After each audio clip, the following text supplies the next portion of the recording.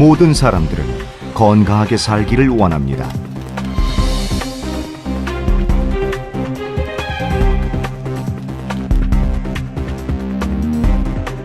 그런데 왜 어떤 사람은 조금만 먹어도 쉽게 살이 찌고 나이가 들어서는 성인병으로 고생을 할까요? 화를 자주 내고 불안을 다스리지 못하는 사람은 왜 스스로 감정을 조절하지 못할까요?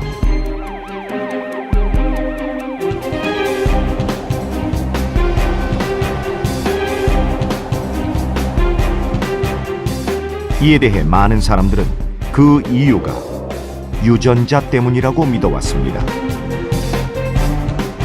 부모로부터 물려받은 유전자가 기본적인 길을 만들고 다음 세대는 그 길을 따라 살아가게 되어 있다는 것이죠.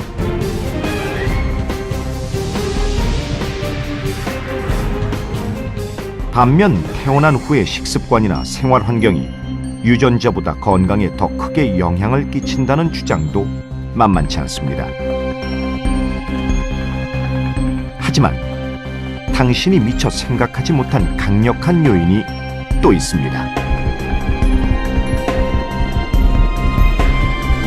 Medical profession thought that heart disease and diabetes is something about genetic makeup and also about lifestyle, but we're finding out that surprisingly something that happened a long time ago is actually affecting later health also.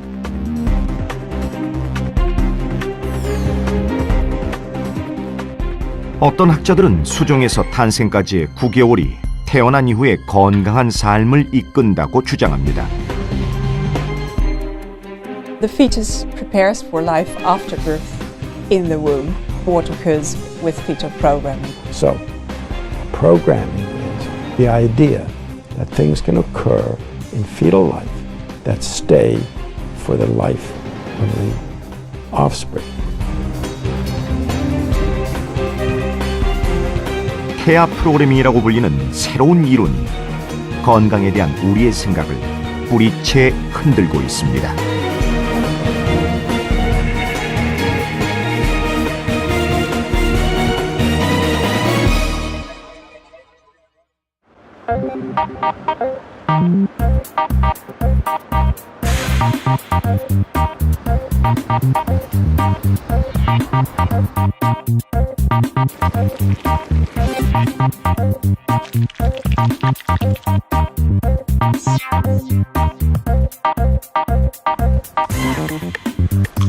임신한 여성들은 뱃속 아기를 위해 평소보다 더 챙겨 먹기 마련이죠. 그래서 체중이 느는 것은 당연한 일입니다.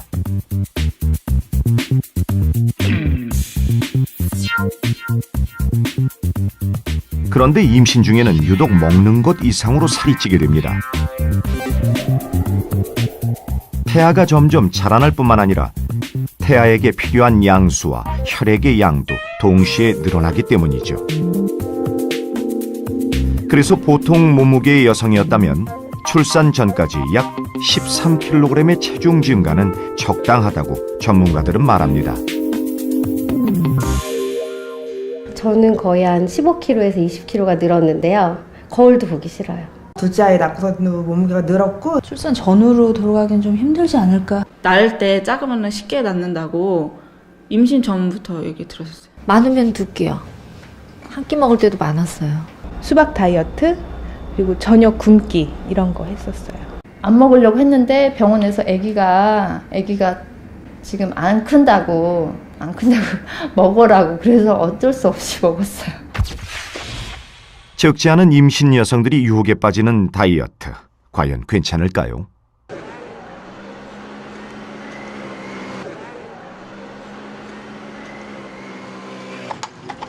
암스테르담의 많은 사람들은 오랫동안 특별한 실험에 참여해 오고 있습니다. 이 실험을 이끌고 있는 로즈붐 박사는 임신 중 다이어트가 뱃속 태아에게 어떤 영향을 주며 태어난 이후의 삶과도 관련이 있는지 연구하고 있습니다.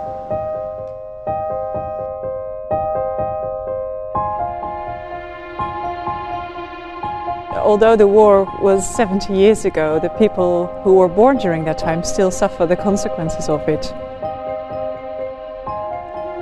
이야기는 70년 전으로 거슬러 올라갑니다.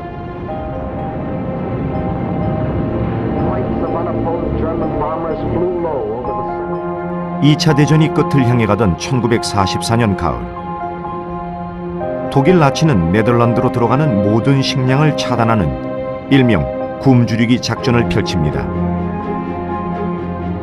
그해 겨울 수십 년 만에 추위까지 겹치며 사람들은 배급이 없이 하루도 살기 힘들 정도로 가혹한 시기를 보내야 했습니다.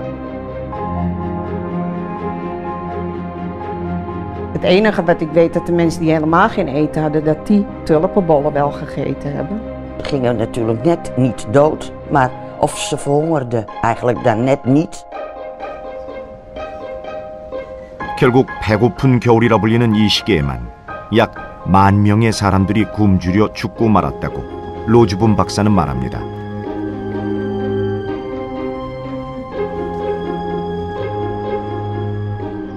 전쟁은 끝났고 아픈 기억은 점차 잊혀져 갔습니다.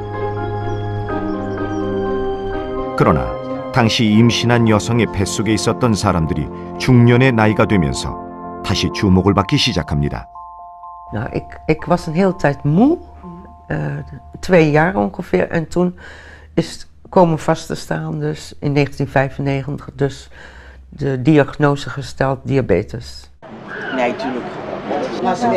실제 이들이 보통 사람에 비해 유독 비만과 당뇨, 심장질환에 많이 걸리는 것으로 조사 결과 드러났습니다. Medical profession thought that heart disease and diabetes is something about genetic makeup and also about lifestyle, but we're finding out that surprisingly something that happened long time ago is actually affecting later health also. 로즈분 박사는 암스테르담의 한 병원에서 전쟁 당시의 출생 기록을 우연히 찾아냈습니다.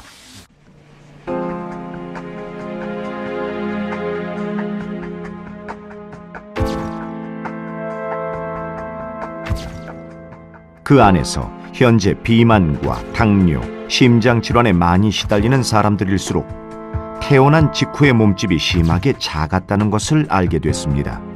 Ik woog te weinig en ik ging bijna kantje boord, zeg maar. Dus dat betekent dat ik dus echt de voedselbonnen van mijn oma nodig had om eigenlijk in leven te blijven. Anders was ik er waarschijnlijk niet meer geweest. Hier gingen ze eerste stapjes doen. 엘스와 이보나 씨는 한 부모로부터 태어나 오랫동안 함께 자랐습니다. Want hier werd hij opgehangen in het tuin. 다른 점이 있다면 언니인 엘스는 배고픈 겨울 시절에 엄마 뱃속에 있었다는 사실이죠. Kunt u ook vertellen over die vergelijking met u en uw zusjes, alle zusjes? Alle zusjes? Ja, en zijn er veel oud, zeg maar, zieker geworden? Nee. Zijn niet. Nee. Ja, gewoon normaal de kinderziektes, zoals de bof en de andere ziektes, hè, de rode hond of. 출생 체중이 적었던 사람들이 커서 질병에 많이 시달리는 것은 우연이 아니었습니다. 이것은 전쟁둥이 800명을 대상으로 한 연구에서도 확인됐습니다. We found that babies who were conceived during the famine, so who were exposed to famine in early gestation, were more obese. They had higher cholesterol levels, higher blood pressures, they had more diabetes, and they also had doubled the rates of cardiovascular disease.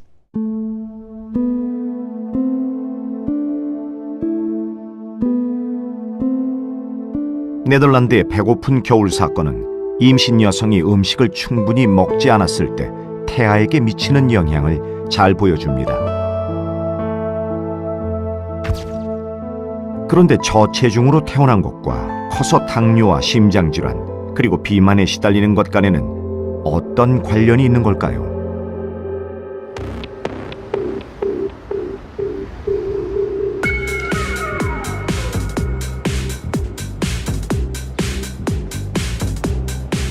우리는 임신한 쥐를 대상으로 네덜란드의 과거 상황을 재현해 보기로 했습니다.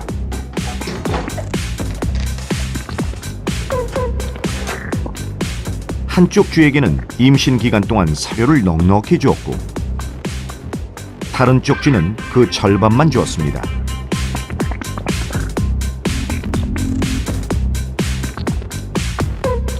3주 후 사료를 충분히 먹었던 어미쥐가 10마리의 새끼를 낳았고 사료를 적게 먹은 어미쥐는 3마리를 낳았습니다. 몸무게를 재보도록 하겠습니다. 사료를 적게 공급한 어미로부터 태어난 새끼 쥐들의 평균 체중이 약 30% 적게 나갑니다.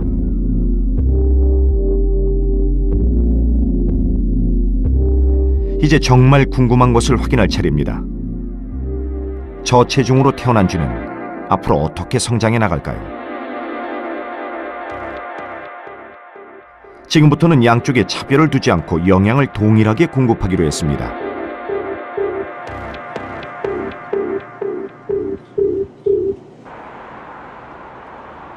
한 달이 지났습니다.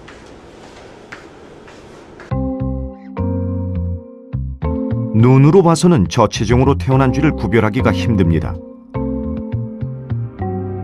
어떻게 똑같이 영양을 공급했는데 성장을 따라잡은 걸까요?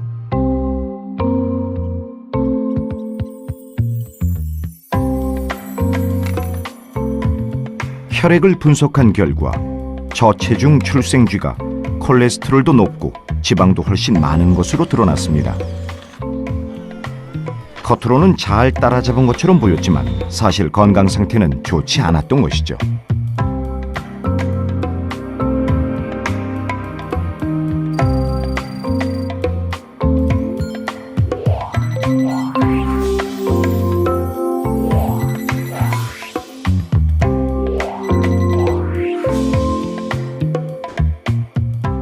이것이 바로 저체중으로 태어난 쥐가 성장을 따라잡은 비밀이었습니다. 석 달이 지나자 이제 육안으로까지 비만을 확인할 수 있습니다. 실험은 총 6번 되풀이됐지만 결과는 마찬가지였습니다. 뱃속에서 배고픔을 겪고 저체중으로 태어난 쥐는 오히려 성장할수록 비만이 되어갔습니다.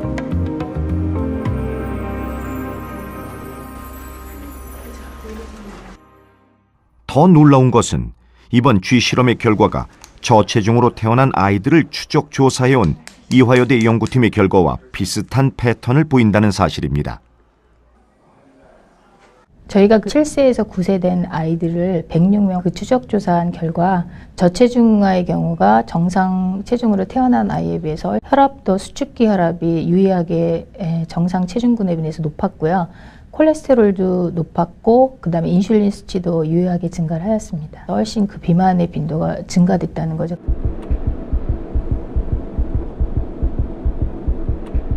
그렇다면 왜 뱃속에서 경험했던 배고픔이 출생 후 비만으로 이어진 걸까요? 이는 유전학으로 설명되지 않는 현상입니다. 유전학에 따르면 인간은 부모로부터 각각 23개씩 총 46개의 염색체를 물려받습니다.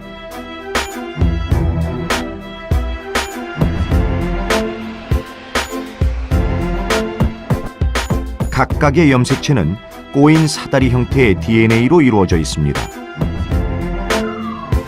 DNA에는 무려 30억 쌍에 이르는 염기가 붙어 있는데 이 순서가 최종적으로 유전을 결정합니다. 이렇게 복잡한 과정을 거쳐 결정된 유전자는 어떠한 환경에 의해서도 바뀌지 않는다는 것이 유전학의 핵심입니다.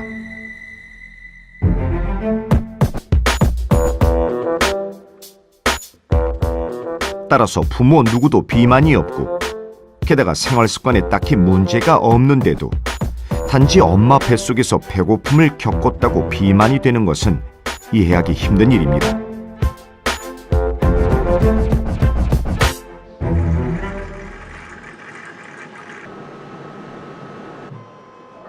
이 수수께끼를 풀기 위해 태아기를 연구하는 과학자들은 기존의 유전학과는 다른 새로운 가설을 제시합니다.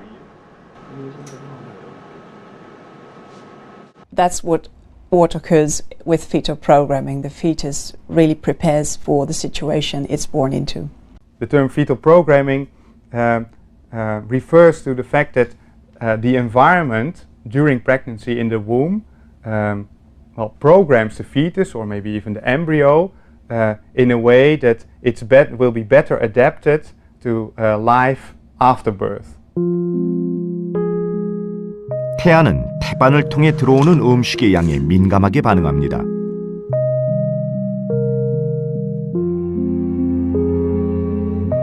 그런데 뱃속에서 오랜 기간 굶주린 태아는 배고팠던 경험을 몸속에 기억합니다. 다시 말해 태어난 이후에도 굶주릴 것이라고 판단해 영양분을 지방세포에 과다하게 축적하려고 하는 것이죠. 이것이 바로 태아 프로그래밍입니다. 문제는 이런 습관이 출생 후에도 이어지면서 영양 과다 상태가 되어 비만이 된다는 데 있습니다. 결국 임신한 여성이 충분히 잘 먹는 것이 태어난 아기의 비만을 줄일 수 있는 최선책이 되는 셈입니다. 엄마 뱃속에 있는 동안에 충분한 영양분을 공급을 받지 못하면 태아는 중요한 장기 위주로 발달을 먼저 집중을 하게 됩니다. 그리고 상대적으로 덜 중요하다고 생각이 되는 부위에 대해서는 상대적으로 영양분이 덜 가게 되는데요. 그 중에 한 예가 바로 췌장이라는 곳입니다.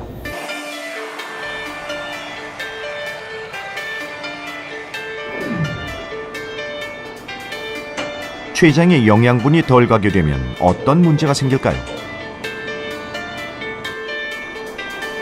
인체는 섭취한 음식을 곧바로 에너지로 쓸 수 없기 때문에 일종의 화학적 음료인 포도당으로 바꿔 사용합니다. 이 포도당이 조직세포에 흡수될 수 있도록 돕는 것이 췌장에서 만들어내는 인슐린입니다.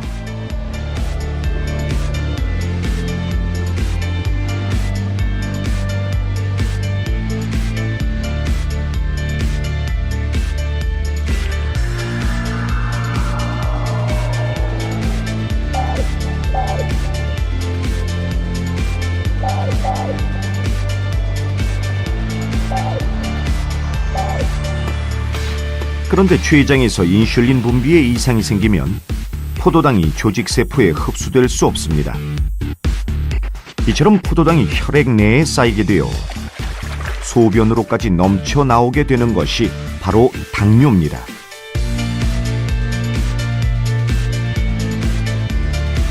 당뇨병은 대표적인 성인병으로 비만을 가장 큰 원인으로 꼽습니다. 그런데 부실한 췌장을 가지고 태어났다면 비만이 아니어도 이미 당뇨병에 취약한 상태로 출발했다고 볼 수 있는 것이죠. 당뇨병이 폭발적으로 증가한 시기는 우리나라에서는 1980년대, 90년대 시기였고요.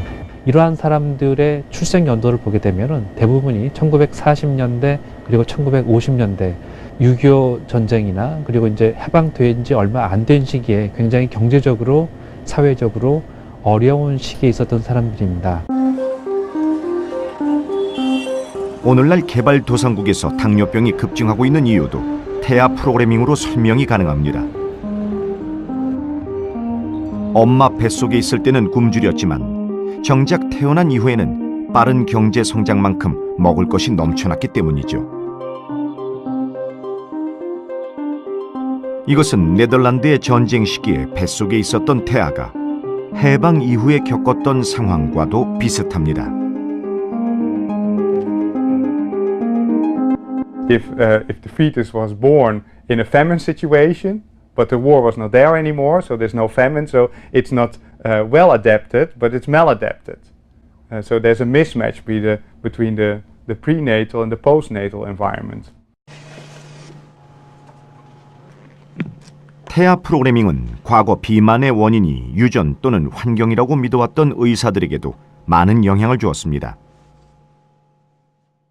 Programming is the idea that things can occur in fetal life that stay for the life of the offspring. That doesn't mean that that's always the case, but that's what the programming refers to.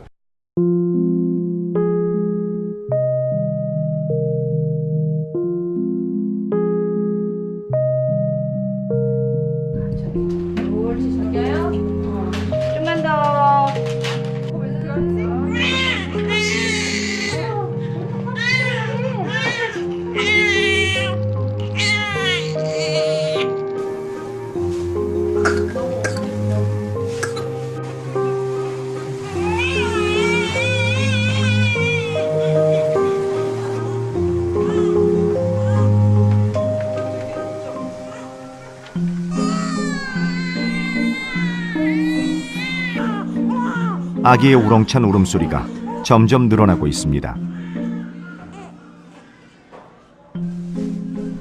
2012년 우리나라 출산율이 11년 만에 최고치를 기록했다는 반가운 뉴스가 들립니다.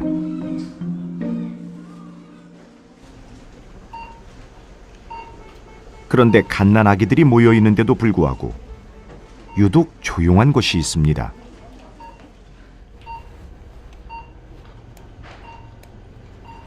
이곳은 선천적인 질병이 있는 아기, 그리고 미숙아와 저체중아들이 치료를 받는 곳입니다.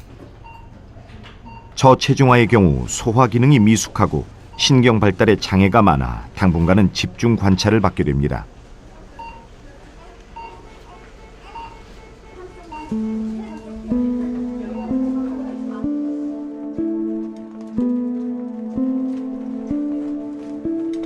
또 한 명의 저체중아가 치료실로 향합니다. 이 아기도 앞으로 건강한 부모와는 달리 원치 않은 길을 가게 될까요? 다시 말해, 운명은 이미 결정된 것일까요?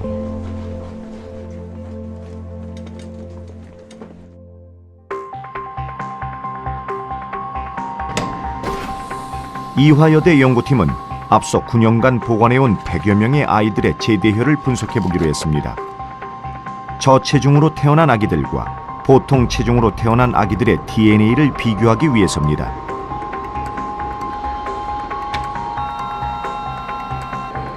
분석 결과 저체중으로 태어났지만 이후 비만이 된 아이들에게서 특정 유전자의 기능이 차단돼 있다는 것이 확인됐습니다.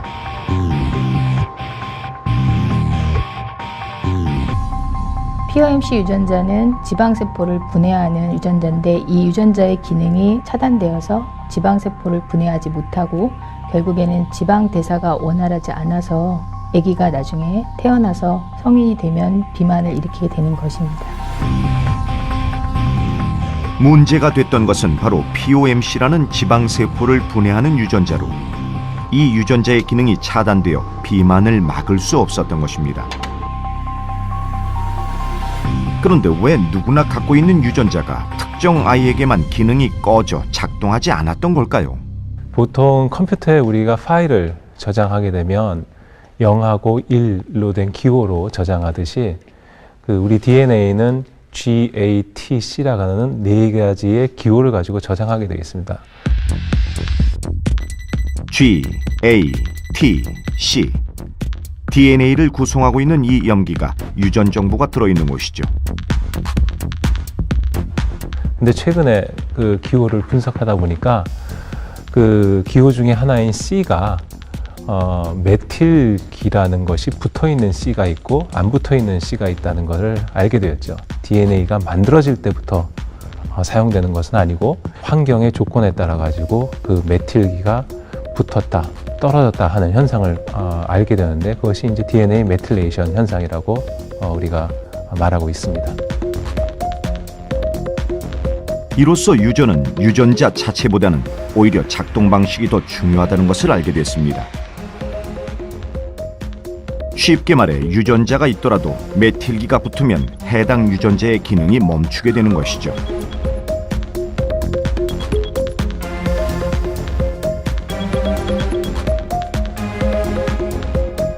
지방세포를 분해하는 POMC 유전자가 작동하지 않는 것도 바로 메틸기 때문이었습니다.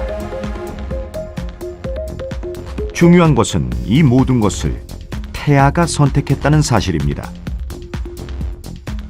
쉽게 말해 뱃속에서 굶주림을 경험했던 태아가 걱정할 일은 배고픔이지 비만은 아니죠. 따라서 필요 없어진 유전자의 기능을 꺼버린 겁니다. 이것이 바로 저체중으로 태어나 점차 비만해지는 이유였습니다.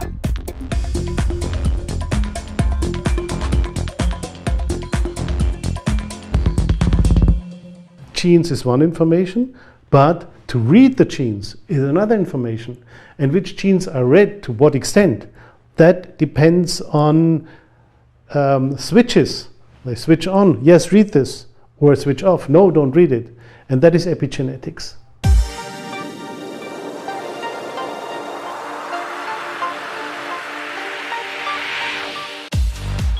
이제 부모로부터 받은 유전자가 모든 것을 결정한다는 기존의 믿음이 흔들리고 있습니다. 바로 후성 유전학이 발견한 유전자 스위치 때문이죠.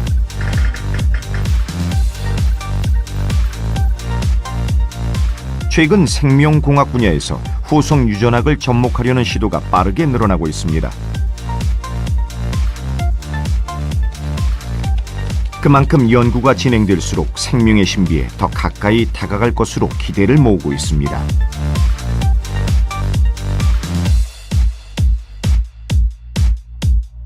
이 혁신적인 발견이 없었다면 우리는 모든 질병의 원인을 유전에 의한 가족력 혹은 생활 습관 탓으로 돌렸을 것입니다.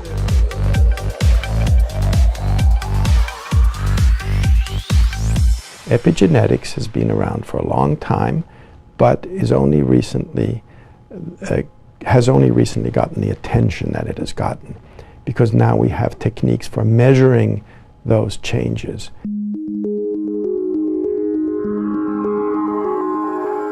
후성 유전학에서 가장 활발하게 연구되고 있는 분야가 바로 태아 프로그래밍입니다. 이를 통해 그동안 베일에 쌓여있던 자궁 속 태아기의 신비가 서서히 밝혀지고 있습니다. 더불어 미래의 삶을 예측함으로써 위험에 좀 더 대비할 수 있게 됐습니다. 이는 곧 우리가 운명을 바꿔나갈 수 있게 되었다는 뜻이기도 합니다.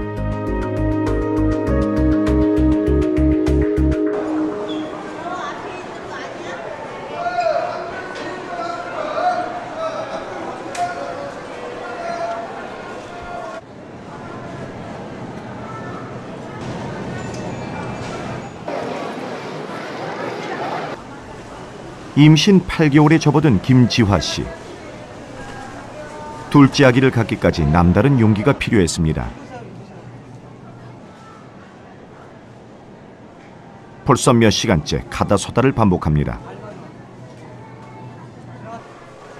무엇을 먹는 것이 뱃속 아기에게 좋을까요?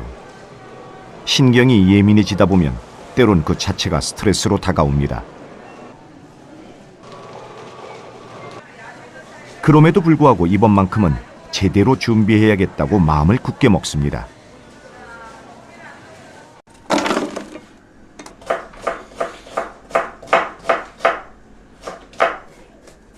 김지화 씨가 음식에 대해 유독 까다로운 데는 이유가 있습니다. 탁탁 소리가 나야지. 나도 공부하는 나는데.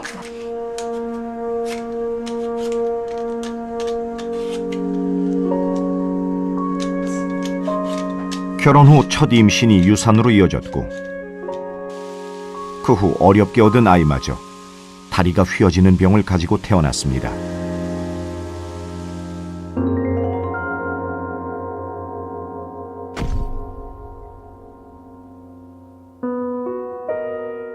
난 건강한데 왜 우리 애만 다리가 왜 이렇게 나와가지고 정말 저러다가 안 고쳐지면 어떡하지 그러고 많이 울었죠. 조리오리 정말 많이 울었어요. 그것 때문에.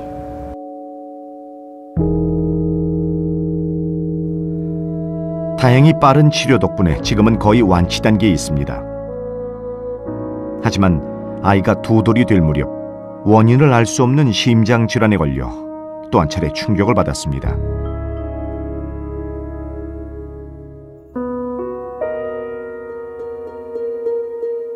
아이가 걸린 병은 적어도 가족력에서는 찾을 수 없었습니다. 그런데 왜 김지화 씨에게 이런 불행이 잇따라 생겼던 걸까요? 결혼 생활 맞추는 것도 쉬운 일이 아닌데 이제 임신이랑 이 상황에서 입덧까지 하니까는 밖에도 제대로 못 나가고 거의 우리가 그러잖아요. 창살 없는 감옥이라고 집에서만 생활을 하니까 너무 심리적으로 정말 너무너무 힘들었어요. 그때는. 임신한 여성은 늘 좋은 감정을 유지하려고 합니다. 태아도 함께 느낄 거라고 생각하기 때문이죠.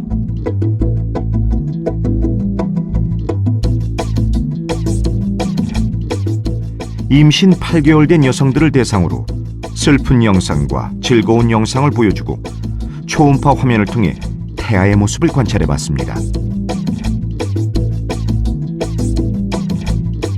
우리가 주목해서 보는 것은 움직임이 가장 활발한 태아의 다리 부분입니다.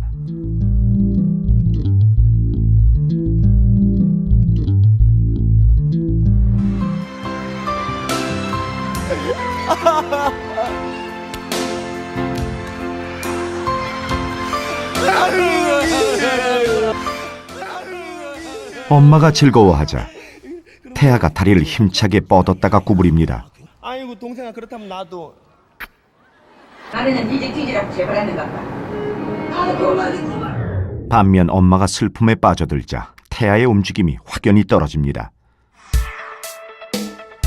엄마가 슬플 때보다 즐거워할 때 태아는 훨씬 더 많이 움직였습니다.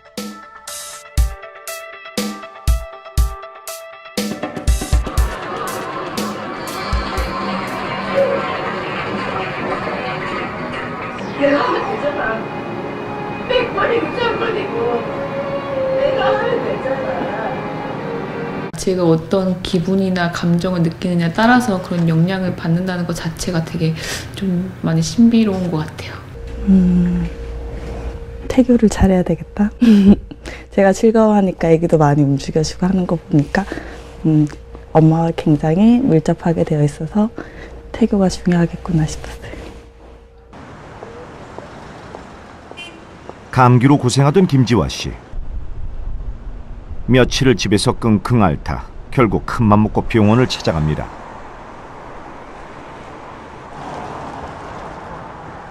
첫 아이로 인한 상처가 없었다면 아마 이런 용기조차도 없었을 겁니다.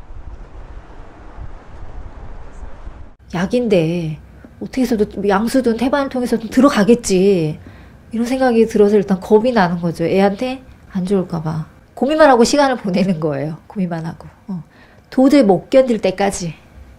감기약이 항생제가 들어있어서 아기한테 안 좋다고 그래서 기형아를 유발시킨다고 그래가지고 스트레스 받았던 것 같아요. 임신한 여성들은 사소한 일에도 더 예민해지기 마련입니다. 바로 뱃속 태아에 대한 걱정 때문이죠.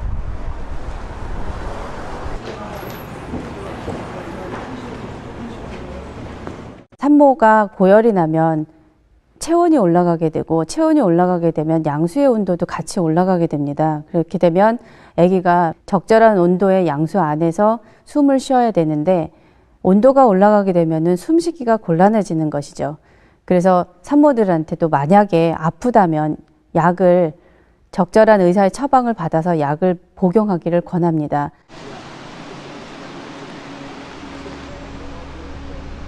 만약 임신한 여성이 극심한 스트레스를 받았다면 태아에게는 어떤 영향을 미칠까요?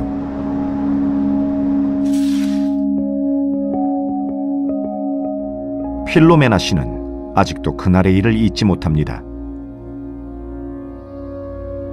I was afraid that we wouldn't finish the storm. It was too hard for us, and I asked my husband that we leave the place and go somewhere else.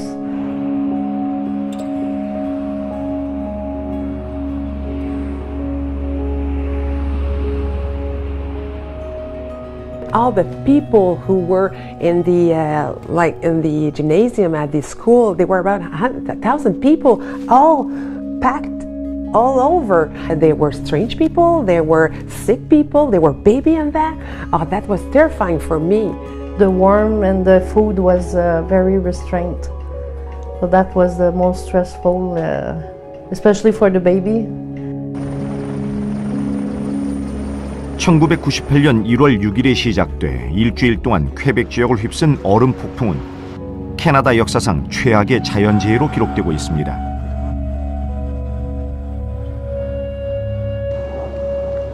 (15년) 전 얼음 폭풍 사건은 맥길 대학의 수잔 킹 교수에게도 생생한 기억으로 남아 있습니다.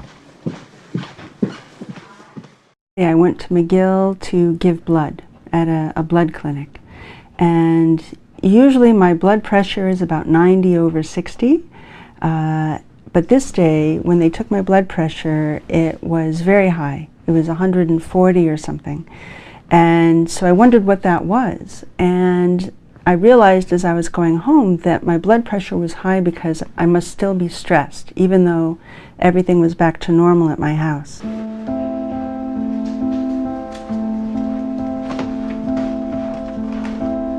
그 당시 킹 교수는 임신 중 스트레스에 대해 연구하고 있었습니다. 그런데 마침 우연히 발생한 재난으로 그때 태어난 아이들의 삶을 목격할 수 있는 기회를 만나게 된 것이죠.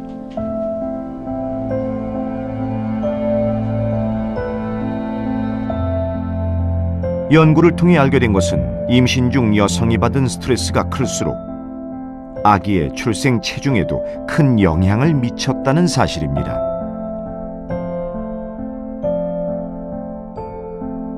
When the ice storm happened early in the pregnancy, so during the first or the second trimester, we found that the length of the pregnancy was shorter. When we looked at them again at age 5.5, we found that the more stress the mother had, the larger the child's body mass index and the greater the risk for the child to be obese. 결국 엄마가 임신기에 겪은 극심한 스트레스가 뱃속 태아에게는 굶주림과 같은 결과를 낳았습니다. 급성 스트레스를 받은 임신부는 혈관이 수축되어 태아에게 영양분을 충분히 공급하지 못하고 이로 인해 태아는 정상적인 성장을 할 수가 없게 됩니다. 만약 상황이 심각해지면 태아는 엄마 뱃속에서 40주를 채우지 못하고 밖으로 나오게 됩니다.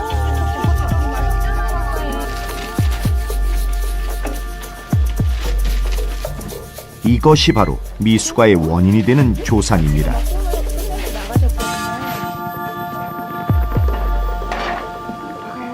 We had initially thought that something that happened during the pregnancy would not have a lasting effect on the child. We really expected the effects to be short-term. 그러나 수장킹 교수의 예상은 빗나갔습니다. 89명의 아이들을 대상으로 11년에 걸쳐 지능 검사를 한 결과 평균적인 지능 지수가 또래에 비해 떨어지는 것으로 드러났습니다. We tend to think that the fetus is well protected within the uterus and that everything, that the fetus is protected by the placenta, that it really doesn't matter what happens to the woman. But what I'm discovering is that the fetus really is quite vulnerable. So we intend to follow the children until we no longer see an effect of what happened from the ice storm.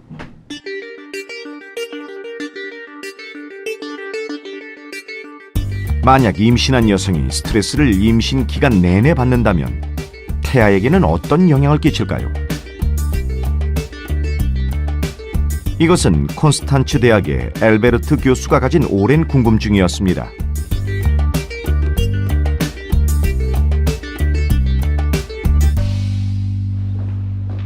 엘베르트 교수팀은 임신 중 남편으로부터 폭력에 시달린 25명의 여성들과 이제는 10대가 된 그의 자녀들을 동시에 모집했습니다.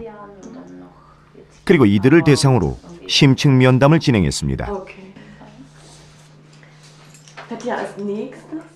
Kids are very curious and they explore the environment, but these children are more careful.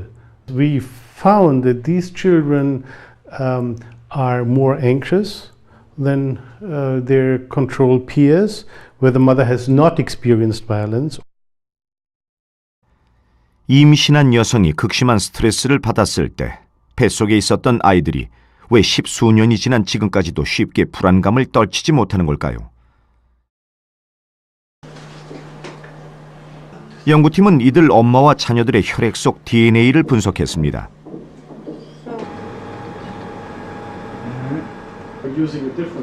그 결과 7명의 아이들에게서 스트레스를 조절하는 유전자의 기능이 차단돼 있다는 것을 발견했습니다. A few percent changes, okay? And then you look at the correlation. That means early experience massively alter which parts of the genetic code are read. So when the mother signals to the child very early on, listen, there is a certain environment you have to expect. 수백 년 동안 사람들은 엄마 뱃속에서의 삶이 태어난 이후의 삶과 어느 정도는 연결되어 있을 거라 믿어왔습니다. 바로 태교라는 이름으로 말이죠. 그 믿음이 틀리지 않았다는 것이 지금 속속 밝혀지고 있습니다. 이것은 가설로 출발한 태아 프로그래밍과 이를 뒷받침하는 후성 유전학의 힘입니다. 이를 통해 무엇이 우리의 건강을 결정하는지에 대한 수수께끼가 조금씩 풀려가고 있습니다. 그것은 부모에게 받은 유전자, 그리고 태어난 이후의 환경도 중요하지만 이에 못지않게 엄마 뱃속에서의 경험 또한 소중하다는 사실입니다. 여러 가지 건강, 주변, 내 심리적 내가 굉장히 고민을 태아의 건강을 둘러싼 새로운 사실들은 자칫 임신부들에게 두려움을 안겨줄 수도 있습니다. 혹시라도 아기가 잘못되면 모든 책임이 엄마에게 있는 것처럼 느껴질 수도 있기 때문이죠. 게다가 사회적으로 결혼 정년기가 늦어지면서 고령 임신에 대한 부담도 늘고 있습니다. 네. 몇 살이나 지금? 36이요. 네. 몇 년 만에 임신하신 거예요? 12년. 12년 만에. 35세 이상 고령 임신의 비율은 최근 10년간 2배 이상 늘어날 정도로 가파르게 상승하고 있습니다. 놀라운 것은 이것이 저체중화의 증가 흐름과 유사하다는 사실입니다.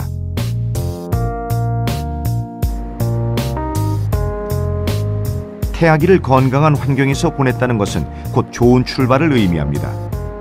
태아는 자궁 속에 머무는 40주 동안 밖에 나가 살아갈 모든 준비를 하기 때문이죠.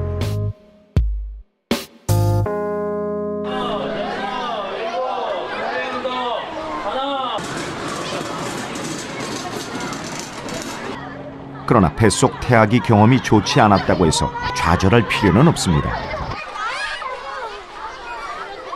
출생 이후에도 운동과 균형 잡힌 식생활을 통해 만회할 기회는 얼마든지 있다는 것이죠. 과거에 임신을 했을 때 태아에게 해로운 영향을 끼쳤다고 해서 자책할 필요는 없습니다. 우리 인간에게는 놀랄만한 유연성이 있는데 만약에 이런 유연성이 없다면 인간은 멸종하고 말았겠죠. 질병이라고 하는 것은 유전적인 요소도 물론 있지만 그 후성 유전적인 요소, 즉 우리가 어떻게 먹고 어떻게 생활하느냐 그런 것을 바꿈으로써 결과적으로는 유전자의 스위치를 꺼졌던 스위치도 결과적으로 켤 수 있는 그런 가능성이 있다는 것입니다.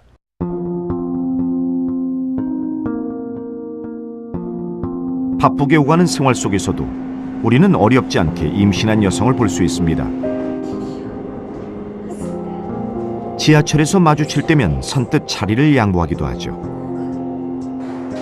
그런데 혹시 당신은 임신부가 단지 몸이 불편한 사람이라 생각하고 자리를 내주지는 않았나요?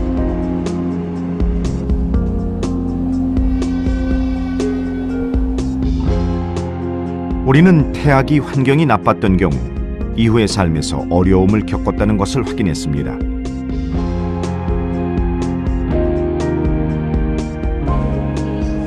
이는 곧 엄마 뱃속에서의 열달이 태어난 이후의 건강에 지대한 영향을 미친다는 강력한 증거입니다.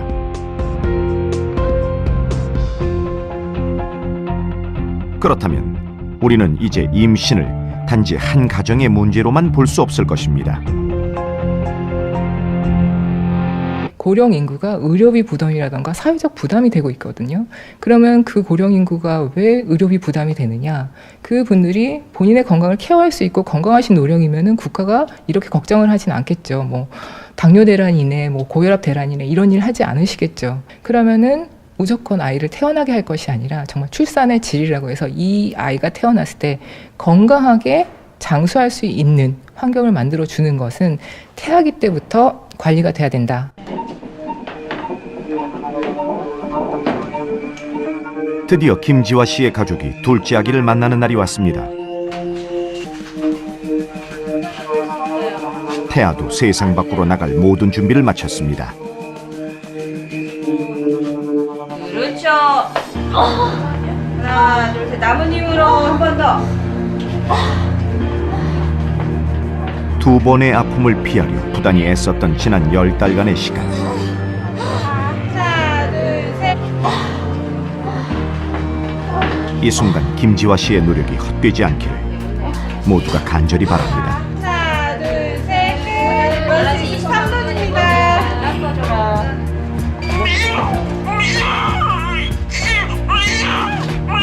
3.8kg입니다. 다행히 아기는 적절한 체중으로 건강하게 태어났습니다.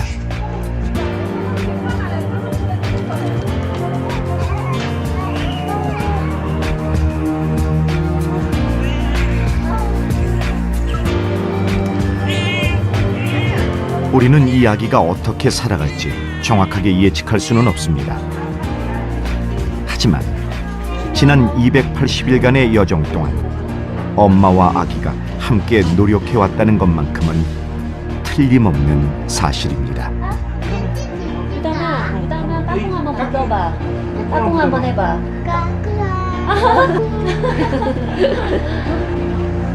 아이고 이뻐라.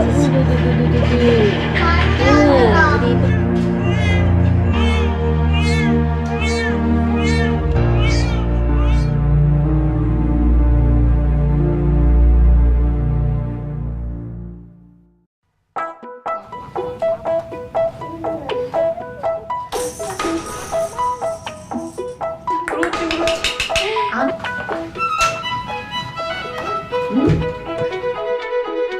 실은 이 아이는 굉장히 극심한 스트레스 상황에 있었고요.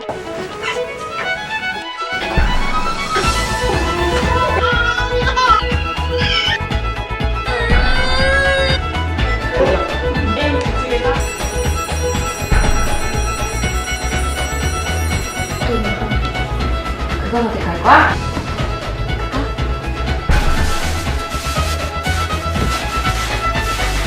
안 돼.